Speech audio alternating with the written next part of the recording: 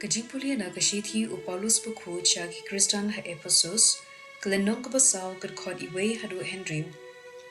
Ngapen ilam yepi, tikum u koidi na kabenta u try, ban im kajing im kabaya deidur bad kajing kon, kabapi la yop diang da kajing sngobret bajanai, kajing jem nut bad kajing yaisha, da kabaya kit mar kalyang ha kajing i.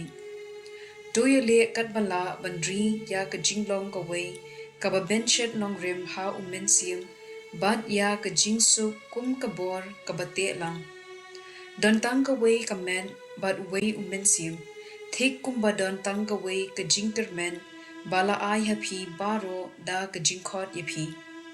Don way utry, kaway kajingen, kaway ka baptisma, way Blei bad ukpa jongi baro, ubalong halor baro, ubatre lengba baro, bad ubadon habaro.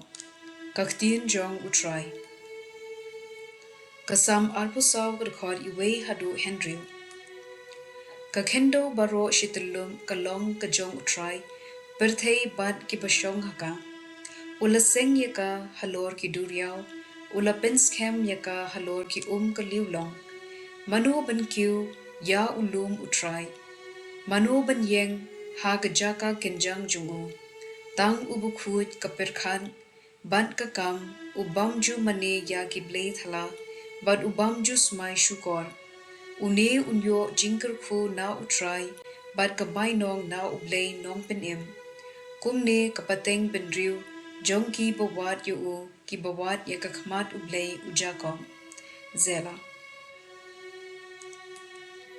Ka gospel kadkum ulukas bukhut kilnong kapakat ar, kadukot san pusaw hadu san pukhandai. Ujisu ula ong, ru hakipat ba, haba piyo i bakiw ulo hasep ni, piong shisundon, kansa slam, bat kaslam. Haba pisngo ba be kaler, shathi piong, kansa shin, ban kashin, ko arsam. Pinang ban pethu, yaga kendo bat kasun beneng, bat ban yathu kimot ayu, te balay ken, pim ithu yagani kaya jong Blei. Balay siya pim bishar dalade ka ay kabaday banle.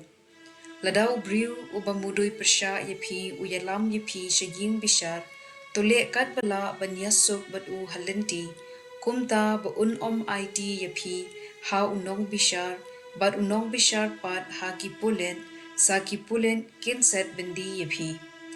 Pin light nangta nga ong hapi, tad hadu bapin da siudab ya kakuna. Ka gospel jong utry.